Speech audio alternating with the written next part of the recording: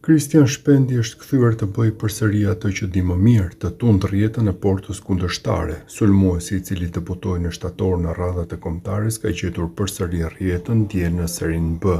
I aktivizuar si titullar në përballjen në transferte ndaj Sud Tirolit, sulmuesi ja doli që të gjendej në momentin e duhur para Portës për të devijuar në rrjetë me një nuhatje bomberizone, ku shënohej minuta 30 e takimit.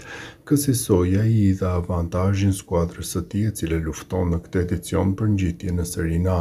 Ky është goli i tretë i këtij sezoni për Christian Shpendin, i cili është vënë në ndjekje të vëllait të tij Stevenit, i cili deri tani ka shënuar një gol më shumë me fanellën e Empolit.